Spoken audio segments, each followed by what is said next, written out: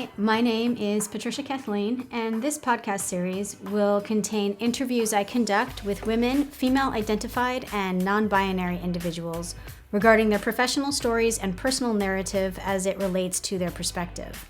This podcast is designed to hold a space for all individuals to learn from their counterparts, regardless of age, status, or industry.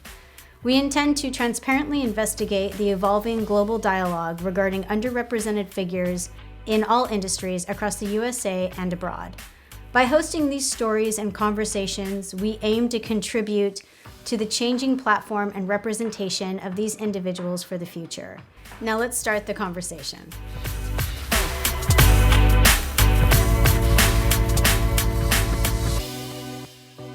Hi, everyone, and welcome back. I'm your host, Patricia, and today I am so excited to be sitting down with Sonya Barlow. Sonya is the founder of Like-Minded Females Network, LMF Network, and she is also a podcast host. You can find out more on her website regarding everything that we speak about today, as well as herself on www.likemindedfemales.com. Welcome, Sonya. Thank you so much for having me. Absolutely. I'm excited to unpack everything that you're doing. I love interviewing podcasters, as people who have been on and as podcasters themselves can attest to. It's nothing short of a passion for me. And so I can't wait to unpack all of those, as well as what you guys are doing at the LMF Network. The Like-Minded Females, I like the title, I like the change into the acronym as well. So I'm excited to do that. For everyone who's new to this podcast, let me kind of enumerate a roadmap for you, and then I will read off a quick bio on Sonya, and then we will be off to peppering her with questions. So the first thing we're going to look at is Sonya's academic background and early professional life, and then we'll turn our efforts towards examining like-minded female logistics. So LMF's networks, when it was founded, the impetus for the launch, what it currently endeavors to do, things of that nature. We'll look at its client profile and company niche, who she best advises or speaks towards, where her efforts are with all of that. We'll look at goals that LMF has over the next 3 years and advice that Sonya has. And we'll also look at unpacking her podcast, her current work therein, how often she's releasing, how she's curating her guests, all of those questions that I love to ask. So as promised, a quick bio on Sonya. Sonya Barlow is the founder of LMF Network, a global community dedicated to reducing inequalities and providing a foundation to succeed women and underrepresented individuals through life skills workshops, digital training, a supportive community, and access to expertise for everyone. She is also the founder of her own diversity consultancy and specializes in consulting on inclusive cultures, change management, and confidence in the workplace.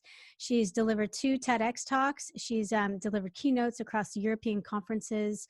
Sonya has been recognized as a rising star in 2017, UK Tech Business Women of the Year finalist in 2018, and winner of the Pitchfanzine in 2019. She has 2 podcasts, as I mentioned, Strategically Winning It, and one called, that's going to be tricky, but is it Logkai Kahinge? How do you say that? Yes, it's Lokya Kahenge. Okay. It means what will people say, or what do people say? I love it. That's so excellent. And her TED Talk is now on YouTube. You can look for it. It's titled Failures Come Before Resilience. You can find her across social media at Sonya Barlow UK. And Sonya, before I start kind of asking you to unpack LMF for me, Like-Minded Females Network, I'm wondering if you can give us a brief overview of your academic background and early professional life prior to launching Like-Minded Females. Yeah, thank you. And thank you for that great introduction. So a little bit about me. I am first generation British Pakistani, and I think that's really relevant to my context. So I'm the first one in my family to go to university. I grew up in a low socioeconomic background with very few, if no role models, and ended up working really hard. Since I was young, I've always known I wanted to be something, but not like money or rich, but more create an impact and lead change. So I ended up in business school. I went to Cass Business School, graduated in 2015, and then fell into the world of technology. So I've worked in tech, data, digital transformations, consultancy since 2015.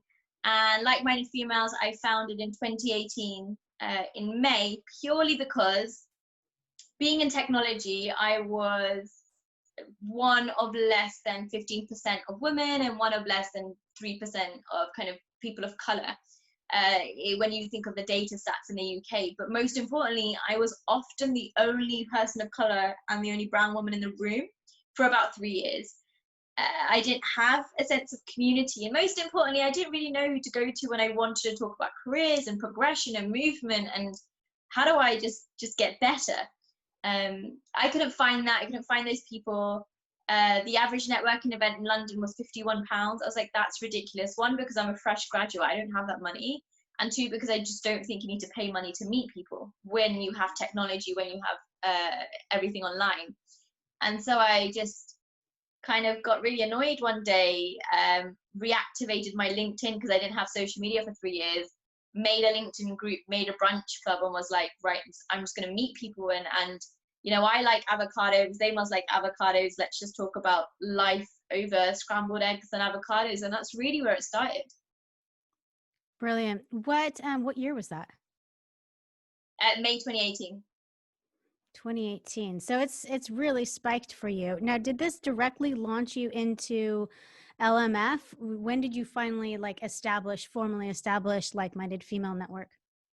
No, definitely not. So the brunch club, I don't actually remember what it was called. I remember making a closed LinkedIn group thinking we were going to share news about careers, but mindful, I only had about 150 or 200 connections on there. So it wasn't vast. I remember making an Eventbrite, because we use Eventbrite here for ticketing, brunch club in a brunch place. Ended up going to the brunch place about half an hour early, and about 45 minutes in, they asked my tables back because no one showed up. So the first 2 or 3 brunches, no one even came. It was just me kind of by myself with my best friend Dewey, just sitting there kind of crying and thinking, oh, why are people not coming? So that was in May. We had our first offline workshop in November. So it took about 6 months to even establish anything and anyone. And it didn't really kick off until February 2019. Okay. So you're about a year or 2 in. I'm curious, when you went to launch it, did it come about all at once, or did it kind of germinate slowly over time, acquiring different aspects? And what was your main presence when you launched? Was it just simply a website? Did it have an action item behind it? What was it?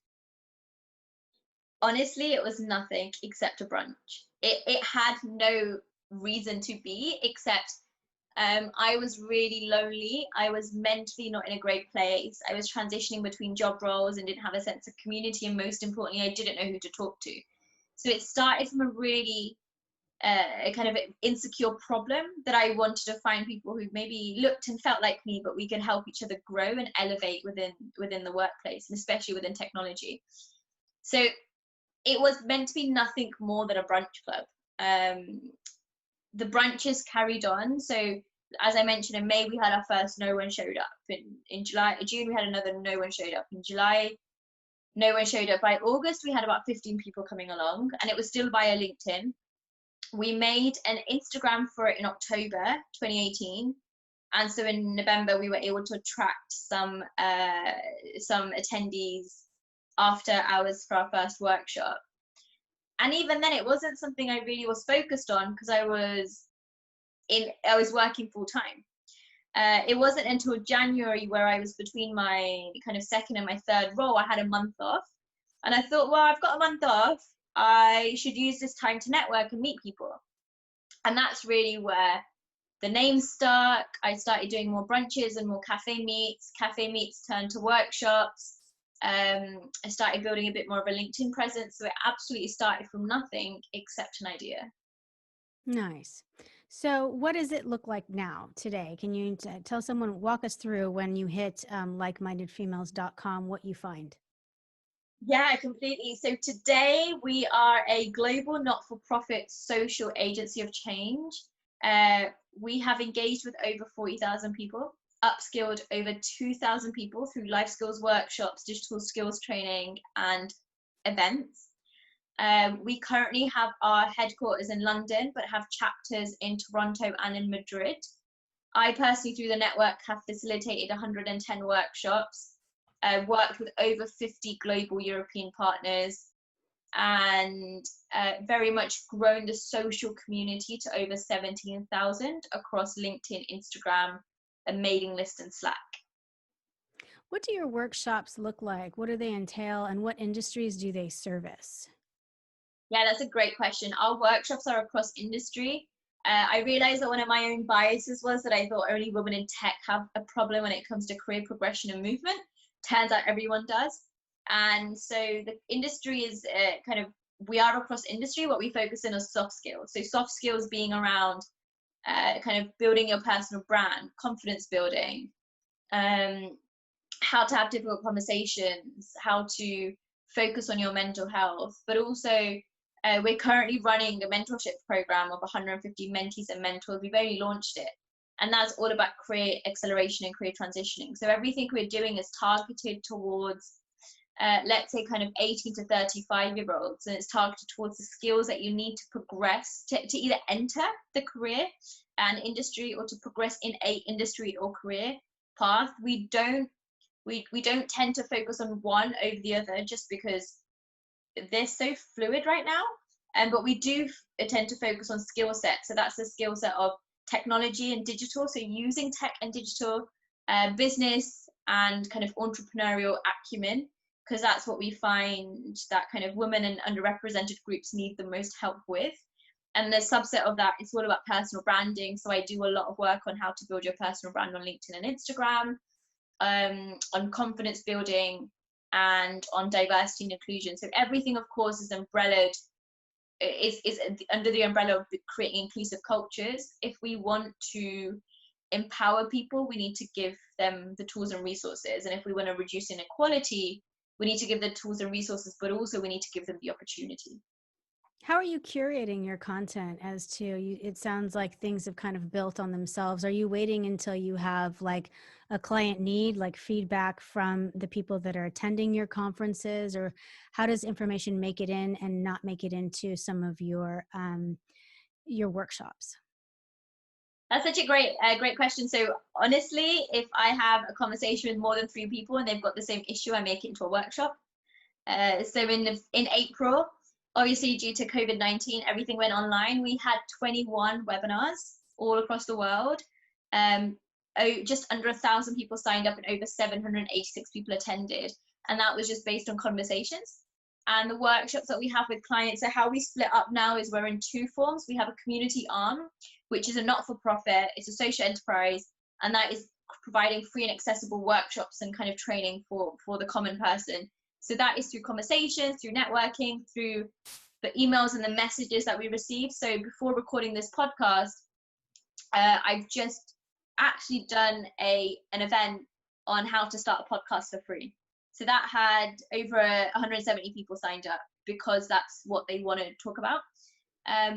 But when it comes to clients, it's about what's relevant, what is happening in the moment in kind of society, and equally, you know, the topics that rise when we're talking to community members about how they're finding or why they're finding difficulty in the workplace. A lot of those topics are around unconscious bias. They're around kind of the lack of diversity in business, and starting from how to hire more gender diversity, and then kind of embracing race and ethnicity and kind of other intersectionalities as you go along. And lastly, we have a lot of workshops at the moment talking about how to create inclusive cultures digitally, just because a lot of the world is remote working, but we've never really had the training kind of alongside it. Yeah, absolutely. Well, getting into your podcast a little bit, you've got one titled, both launched this year. And so it sounds like you've taken it on head on. And like a lot of my fellow colleagues in podcast hosting, it sounds like you've gotten into introduction to share that information as to how to set it up with people out there. I know it's a really common inquiry. Podcasts are the number one thing being launched right now with businesses, using it as a new marketing tool and things of that nature, as well as people like myself who are just doing lines of inquiry for education and furtherment's sake. I'm wondering, you launched 2. One's called Strategically Winning It. to shine a light on businesses. And the other one you launched is this is South Asian, to introduce South Asian culture. So I want to talk first about strategically winning it. How many episodes in are you? How many times a week do you release, or a month? And what is your goal with it? That's such a great question. So strategically winging it is a tagline that I use very often when people ask me exactly the questions you've asked me. How did you create Like-Minded Females, and what did you do with your business? And I'm like, I've kind of winged it, but in a methodological kind of format. And so the honest truth is I've been working on the second one before the first one. So I've been working on Lok Yakahenge with my partner, with my podcast partner, for the last few months. And I'm more of a let's get out there and just put something out. And she's a lot more kind of, she wants things to be a lot more established. So we've been working on that in the background.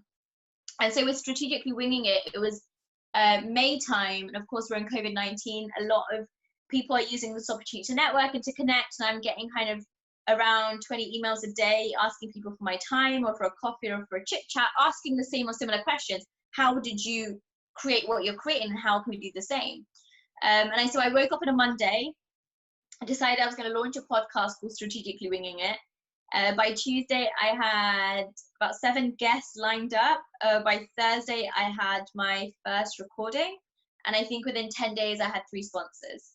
I have never recorded before, my own podcast. I've never edited before. I am pretty sure the first 2 episodes is not as good as episode 4 or 5, for example, because I'm learning on the job. But that's the rawness by design. I'm strategically winging something. So to answer your question, so far we have 5 episodes. I tried to launch them every week. I couldn't maintain that, so I launched them bi-weekly at the moment. I equally tried to give it its own brand presence, but it didn't work out because ultimately it was my voice and associated with kind of the network that I've been able to build. And so I've now kind of taken it in-house under my own brand name, so you can find it under @Sonya Barlow UK. The kind of guests that I found are very much through the network I've built, so connections that I kind of new or old, and it scopes from kind of contacts in Thailand. I'm based in the UK, to Malaysia, to the US. So it's very global, and it's global by design, because I believe these conversations are occurring everywhere, and yet there's no kind of one focal point where they can be. Absolutely. So you're releasing twice a month, bi-monthly, right? Because bi-weekly can mean twice a week or twice a month. It's that fun little So bi-monthly is what I tried to say. Twice a month. Okay, and the curation sounds like it's coming from your own personal Rolodex, which is awesome. I'm wondering duration, and also sponsorship is interesting. It's the Wild West still in the United States when it comes to sponsorship and podcasting, and I love talking to podcasters about this because it's a very proactive lens that it requires an entirely new skill set to be able to reach out to potential sponsors, identify them, and then understand the different deals that you can pitch to them. So let's get into the first thing, which is, how did you identify your sponsors, and how did you acquire them so quickly, and what kind of different deals did you pitch to them? That's a great question. So the sponsors that we have are communities that we've been working with, or companies that we've been working with for the last kind of 18 months, or kind of connections that we've built up in the space that have similar energies and passion points. What I pitched to them was very true in regards to sponsor this podcast. And the sponsorship does not come into my pocket. The sponsorship goes straight to the LMF mentorship scheme. And so that's one way of doing it. The objective was, how can I create a scheme that has a bit of money behind it, so we can kind of pay for Zoom. Zoom is expensive. We can pay for online courses. We can give mentees and mentors great kind of prizes at the end.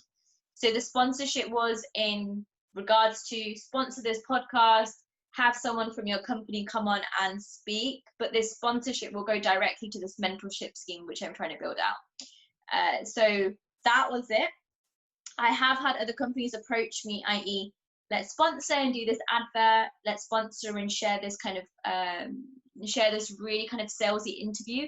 That's not my vibe, and that's not what I'm trying to promote. So it's not something I'm okay with, at least not during this time. I want it to be, if you ever listen to it, and hopefully you will, it's authentic, raw conversations. It's not scripted, it's bullet pointed. We go from one tangent to the other, but ultimately we're trying to figure out how this person, this leader, this founder is now is in this position. And so it's meant to be quite raw and quite fun by design. If I was to get a sponsor who wants a plugged in advert, I think it takes away from the values that the podcast is trying to share. Yeah, and I think that there's a lot of, I get asked to speak a lot about developing podcasts and things like that, because I'm kind of a veteran in the field. And I think that when people get excited about making money or becoming, sponsors or dealing any type of an affiliation with someone who's going to come on a financial sense, you really need to make sure that your two lines are attached, especially with the niche audience. You wouldn't want someone who's, got a vegan brand getting attached to a company that tests on animals in some way. And I think that's kind of an overt one, but there's a lot of messages that can be lost. Again, there are a lot of guests that will not consider coming on if your advertiser is someone that they don't subscribe to. So it can eliminate a lot of people that you want to have on. And I think that that's true. There's a lot of due diligence to be done in vetting sponsorship and advertisement at large, partnership, any of those terms. But I think yours is not only clever, but it's very, very insightful to have this ulterior, altruistic motive of it helping help with the mentorship program and things of that nature. I think sponsors would be much more likely to come on, particularly with the nonprofit. At least in the United States, I know that you guys over the pond have different taxation and things like that, but that would be a very attractive point to a lot of people here looking for, or sponsors here looking to identify. So that's a really good in. I like that. I think it's clever. I want to move on now to your second podcast. I'm going to have you say it again for me. Loka kahenge. Loka kahenge? Yeah, very close. Honestly, it's very close. It means what will people say, or what do people say? So in the South Asian culture, and it's not just for South Asians, but we're South Asian girls, two girls that started it. So kind of in the Asian culture, let's say in the Black culture, in most cultures, you've grown up with this notion of you want to do something, but your parents like, but what will people say? And what will society say? And you're constantly fed that. Everything I have done ever in my life, the reply before I think someone's thought about how it impacts me is, well, what will people say about what you've done? And it's like, why do I care what other people think or how they feel? And so my co-host and I, we wanted to unpack that because we are both living like non-traditional lives as Pakistani women, and we've had a lot of stick for it. And we really wanted to talk about our journey, but most importantly, the journey of other people who are equally living non-traditional, kind of non-typical livelihoods, and how they've got there and what it means for them, and the barriers that they've had to break down between families and friends and culture and community to get there. There's a lot of unpacking to do with that as well. It's definitely not owned by the Pakistani people of what will people say. I think every community from the bottom up has had, from tribal all the way up to the highest and most developed government, concern about that. And I think that there, especially your identity as a woman, as a child of immigrants, things in the UK, the what will people say has multiple layers to it, especially with someone like yourself. Do you reach into different sectors in this? So does your analysis not just go into the personal narrative, but also how it's affected in the business narrative, about how that affects entrepreneurship and things of that nature? Yeah, we're a cross sector. So my co-host is actually an actress. She studied law and she's an actress. I studied, so I have a tech background, and now I'm an entrepreneur, a freelancer. So we look at both angles. She focuses a lot more on the media, the arts, the creative industry, and I focus a lot more on the kind of the business, the common societal perspective, the community angle. And so it meshes really well on both of those elements. And we don't restrict it to industry. We don't restrict it to the type of people that come on. We have, for every 2 podcasts we have as a conversation, we have 1 guest, and we make sure our guests are dynamic and diverse as well. So we've got kind of models to comedians to dancers to kind of tech and business leaders on the podcast, sharing their opinions and their views from all over the world. Because like you said, it's not a Pakistani problem, it's an everyone problem. Everyone feels this.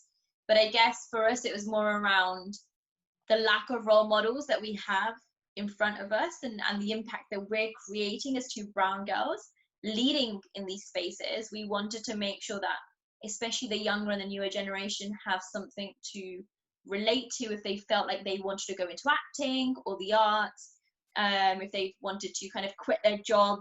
Because I quit my job and I, went freelancing, and to this point, some family and friends are still kind of are telling me that I made the wrong decision because it's not the normal decision. And so we just wanted to give them alternative opinions on alternative lifestyles that are still flourishing and doing really well. Nice. Yeah, that's exciting. The title, is it Farsi or Pakistani? So it's actually Urdu and Hindi, but the terminology is extremely similar across kind of Asian and Middle Eastern narratives. I got you. That's why it's like, it sounds like a mixture of everything. That's exciting. Hindi's, it's a beautiful language. I'm wondering, it has so many different phrases like that. They have these catch-alls in Hindi. I have a colleague who's like, we've got a little phrase for that. I'm like, oh, I love it. Collect all of them and write them up. So I'm wondering, with the second podcast, again, the logistics about, did it come out the exact same time as your first, or was it born out of your first? How many are you putting out, a week or a month? And how are you finding your guests? Yeah, thank you so much for that question. I think this one is a lot more consistent because I have a co-host and she is very much directing. So we started planning the podcast in, I'm going to say, just after the new year. And we actually recorded 2 original sessions in February. But listening back to them, we realized that it didn't really fit the vibe that we were after. And so we went back into planning process in March, in April, and by May, I kind of said to her, look, we just need to get something out. Originally, we wanted to record it in person via video and so similar to what we're doing, right? Have a video content and have a podcast content. But in May, we decided we were just going to kind of do it via kind of virtually, and still record ourselves via a tripod at the same time, make a video and do a podcast version. So that one comes out once every week. We tend to record with guests one guest a week, so we have a bank ready. We tend to edit it about 3 days before it comes out.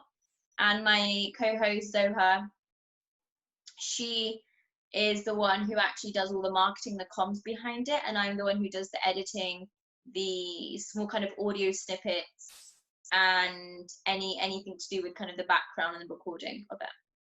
Nice. That sounds tidy. Well, I want to turn now towards looking at your goals for LMF Network as well as your podcasts, both of them, for the next 1 to 3 years. This is something that's changed a lot for people given the COVID-19 pandemic. And I'm wondering if you can kind of enumerate on what your goals are for all 3 of those endeavors for the next 1 to 3 years. Yeah, I guess the honest truth is my one vision in life is to be like the go-to public speaker, right? That's my kind of end goal. Public speaking means podcasting, means hosting, it means delivering a workshop. So as much as I can use my voice to educate and impact others, that's what I want to do, and that's my wide life goal. And so all the endeavors I have are enabling me and amplifying me to do that, and enabling me to kind of build on those skill sets. So from a podcast perspective, I definitely want to carry on. From a strategically winging it podcast, I want to carry it on to the point where I can launch a book at the end of it, and really kind of publish from an author's mentality. From a Log Kya Kahenge, we want to carry it on to the point where we can have a talk show and we can invite guests on in person. And from an LMF network perspective, we already have 3 global chapters, and our goals in 2020 was to upskill 1,200 people. We're currently hitting over 2,000. So by 2025, we want to upskill 12,000 people across the world. We want to launch at least 5 versions of our mentorship scheme. So our first one is 120 matches, right? So we can only imagine that by the 5th one, we've kind of matched and mentored kind of, if we're sticking to the number 1,200 people across the globe. We want to be able to launch in 12 different countries chapter-wise by 2025. And most importantly, what all of these 3 endeavors have in common is that it goes back to that point of providing education so that we can reduce inequalities and share various and different diverse narratives and allow everyone to see the alternative routes that they can take to get to the same or similar positions. And that means position of impact, position of power, kind of positions of progression. And that's what all 3 have in common. They are helping me to kind of reach my end goal, but they're doing it in different forums so that you're impacting different and various people along the way. Nice. That sounds very stratified, very logical. I'm wondering, we're at our final question for today. And I'm wondering if you were at some beautiful garden or park tomorrow at a safe social distance in the UK, and someone walked up to you as a young woman or female identified or non-binary individual, and they said, listen, Sonia, I'm so glad I found you. We have someone in common, and she's told me to come and get advice from you. I have kind of peppered through the tech world. I've done this and done that, and now I have decided I'm getting ready to, launch this LinkedIn group, and I'm hoping that I can just kind of bring like-minded people together and figure out what I'm doing from there. What are the top 3 pieces of advice you would give that person knowing what you know now? Yeah, it's such great advice. I think my first advice is what my TED talk is on. Failure comes before resilience. We tend to think of failure as making a mistake and getting things wrong. Actually, my first piece of advice for everyone is embrace failure. Failure is a temporary disruptor, and it will help you on a path of innovation, of transformation, of revolution. Failure is extremely important, so don't be afraid to try. The worst that can happen is it doesn't work out, and then you try again and you go down a different route, right? So kind of failing and trying is really important. The second thing is that resilience element. So resilience is so key in everything we do. Resilience is like a muscle, so you have to strengthen it the same way you go to the gym to strengthen your muscles. Resilience works on being strengthened. So know that you are good enough, you are capable enough, and you are resilient enough to go through any and every obstacle. And the last one, and I guess one of the most important ones, is be okay with leaning into your community. Community is so important right now, and it's always been important. That's the thing, but recently it seems more and more important. And your community are those who share same or similar values, same or similar mindsets, and same or similar goals as you. You can find them online, you can find them through technology, you can find them in person. But don't be afraid to lean on them and to ask for their support and to listen to how you can help them as well, of course. But lean in with your community. And if you are doing this because you don't have a community, then know that once you find one, really listen to how you can support them and work together to create a more powerful and more kind of powerful and one with a real sense of purpose, I think is what I'm trying to say. Community is so important, and I don't believe that someone in the world cannot find someone else in this day and age that can help them, is what I'm trying to say. If you are not kind of brave enough to go out yourself and do that, lean on the people you have around you, and hopefully they can help you get there. Yeah, or create your own, like you did, this moment. So I've got failure comes with resilience. Embrace failure, number 1. Number 2, resilience is key in everything and needs to be strengthened periodically. Number 3, lean into your community. Yeah, completely. I mean, these are all kind of titles of my TED talk, which makes no sense, because the second one even is please come online. So it's how we can use tech to build communities. But that is very much my messaging, and all of the journeys that I realized is the reason I'm here is because I've absolutely failed at most things I've given myself to. Be it my first job, be it my second job, be it the first time I tried to do a brunch club, be it the fact that I didn't even look after myself and I failed when it came to my own mental health. And I wouldn't be standing on that stage. I wouldn't be here if I hadn't failed so hard that I had to get up and realize I'm now going to freelance and I'm now going to do my own thing. So, you know, that there is opportunity in absolutely everything. Absolutely. And I think there's been a lot of reanalysis of what the power of saying no and failure and all of those really negative things, and taking, you know, the onus and power back from those things that felt like a death sentence. So I appreciate your thoughts on that. Listen, Sonia, we are out of time today, but thank you so much for coming on and giving us all of the conversation about your past, your history, your current work with founder of Like-Minded Female Network, LMF. It's all been very, very interesting. Thank you so much for having me. And yeah, you know, it's beautiful what technology can do, considering you're based in the US and I'm based in the UK, and we can have such an amazing conversation. Yes, I love it. It's my favorite thing in the world. And I can't wait to kind of dive more into your community and find out what you guys are doing. For everyone who's been listening, thank you so much for giving us your time today. We've been speaking with Sonya Barlow. She's the founder of Like-Minded Females Network, as well as a podcast host. You can find out more about on her website, www.likemindedfemales.com, and on Facebook at Like-Minded Females. So thank you for giving us your time. I appreciate it. And until we speak again, remember to stay safe and always bet on yourself. Sluncha.